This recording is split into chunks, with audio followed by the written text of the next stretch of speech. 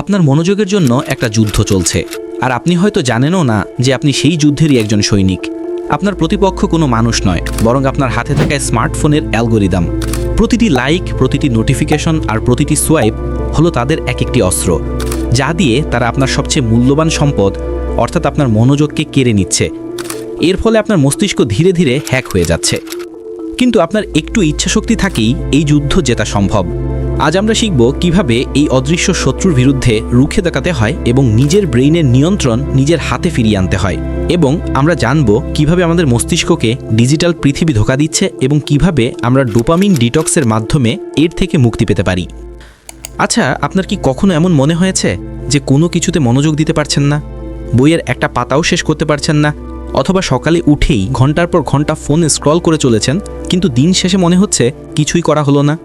যদি উত্তর হ্যাঁ হয়, তাহলে আপনি একা নন। পৃথিবীর প্রায় 541 কোটি মানুষ সোশ্যাল মিডিয়া ব্যবহার করছে, যা মোট জনসংখ্যার 68.6%। আর বাংলাদেশেই প্রায় 5,29,00,000 মানুষ ফেসবুক ব্যবহার করে।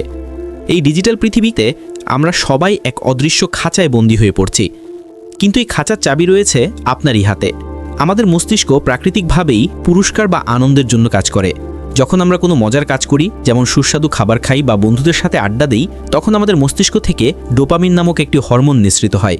এই ডোপামিন আমাদের ভালো লাগার অনুভূতি দেয়। কিন্তু সমস্যাটা হলো, আধুনিক প্রযুক্তি, বিশেষ করে সোশ্যাল মিডিয়া, গেমিং এবং অনলাইন কন্টেন্ট আমাদের মস্তিষ্ককে বোকা বানাচ্ছে। এই প্ল্যাটফর্মগুলো ডিজাইনই করা হয়েছে এমনভাবে যাতে খুব অল্প সময়ে এবং কম পরিশ্রমে আমাদের মস্তিষ্কে প্রচুর পরিমাণে ডোপামিন নিঃসৃত হয়। একে বলা হয় ডোপামিন রাশ। ফেসবুক বা ইনস্টাগ্রামে একটি লাইক, একটি কমেন্ট বা একটি শেয়ার পাওয়ার সাথে সাথেই আমাদের ব্রেইনে ডোপামিন রাশ হয়। এর ফলে আমরা বারবার সেই প্ল্যাটফর্মে ফিরে যেতে চাই। টিকটকের মতো প্ল্যাটফর্মে একজন ব্যবহারকারী মাসে গড়ে 31 ঘন্টারও বেশি সময় ব্যয় করে। এই চক্রটা একটা নেশার মতো হয়ে যায়, যা আমাদের মনোযোগ কমিয়ে দেয় এবং আমাদের উৎপাদনশীলতা নষ্ট করে।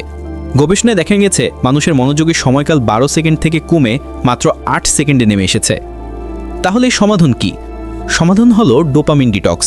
ডোপামিন ডিটক্স মানে শরীর থেকে ডোপামিন বের করে দেওয়া নয়, বরং সেই সব কাজ থেকে নিজেকে সাময়িকভাবে বিরত রাখা যা আমাদের মস্তিষ্কে দ্রুত ডোপামিন নিঃসরণ করে। এর মূল উদ্দেশ্য হলো আমাদের মস্তিষ্কের পুরস্কার ব্যবস্থাকে রিসেট করা। ডোপামিন ডিটক্সের মাধ্যমে আমরা আমাদের মস্তিষ্ককে বিশ্রাম দিই। এর ফলে আমাদের মনোযোগ বৃদ্ধি পায়, মানসিক শান্তি ফিরে আসে এবং আমরা সাধারণ কাজ থেকেও আনন্দ খুঁজে পেতে শিখি, যেমন বই পড়া, ব্যায়াম করা বা পরিবারের সাথে সময় কাটানো। ডোপামিন ডিটক্স শুরু করা কঠিন মনে হতে পারে, কিন্তু একটি সঠিক পরিকল্পনার মাধ্যমে আপনি সহজেই এটি করতে পারেন। চলুন দেখে নেওয়া যাক একটি 7 দিনের সহজ dopamine detox plan. Day 1, digital detox. আজ কোনো সোশ্যাল মিডিয়া বা অপ্রয়োজনীয় অ্যাপ ব্যবহার করবেন না। ফোনের নোটিফিকেশন বন্ধ রাখুন। দিনের শেষে আপনার অনুভূতিগুলো একটি ডায়েরিতে লিখুন। ডে 2, স্বাস্থ্যকর খাবার। আজ কোনো জাঙ্ক ফুড বা চিনিযুক্ত খাবার খাবেন না। তার পরিবর্তে ফল, সবজি এবং প্রোটিন সমৃদ্ধ খাবার খান, যেমন কলা, আপেল, বাদাম, ডিম বা মাছ। ডে 3তে আসবেন সৃজনশীলতায় ডুব দিন। আজ কোনো নতুন কিছু করার চেষ্টা করুন। ছবি আঁকতে পারেন, রান্না করতে পারেন বা কোনো বাদ্যযন্ত্র বাজাতে পারেন। ডে 4এ আসবেন প্রকৃতির সাথে সংযোগ। আজ অন্তত 30 মিনিট প্রকৃতির মাঝে হাঁটুন।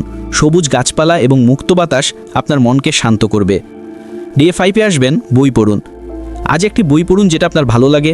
বই পড়ার মাধ্যমে আপনার মনোযোগ বাড়বে। ডে 6এ আসবেন ব্যায়াম করুন। আজ অন্তত 30 মিনিট ব্যায়াম করুন। ব্যায়াম করলে শরীর ও মন দুটোই ভালো থাকে। ডে 7এ আসবেন মেডিটেশন ও আত্মপ্রতিফলন। আজ অন্তত 10 মিনিট মেডিটেশন করুন। চোখ বন্ধ করে শান্ত হয়ে বসুন এবং নিজের শ্বাস প্রশ্বাসের দিকে মনোযোগ দিন। সারাদিনের অভিজ্ঞতা নিয়ে ভাবুন। ডোপামিন ডিটক্স শেষ হওয়ার পর আপনি আগের জীবনে ফিরে যেতে পারেন, কিন্তু কিছু নিয়ম মেনে। যেমন সময়সীমা নির্ধারণ করুন। প্রতিদিন সোশ্যাল মিডিয়া ব্যবহারের জন্য একটি নির্দিষ্ট সময়, যেমন 30 মিনিট ঠিক করুন। নোটিফিকেশন বন্ধ রাখুন। অপ্রয়োজনীয় অ্যাপের নোটিফিকেশন বন্ধ করে দিন। সচেতন থাকুন। কোন কাজটি আপনার মনোযোগ নষ্ট করছে সেদিকে খেয়াল রাখুন এবং সচেতনভাবে তা এড়িয়ে চলুন। মনে রাখবেন, ডোপামিন আমাদের শত্রু নয়, বরং আশীর্বাদ। সমস্যাটা হলো এর অতিরিক্ত ব্যবহার।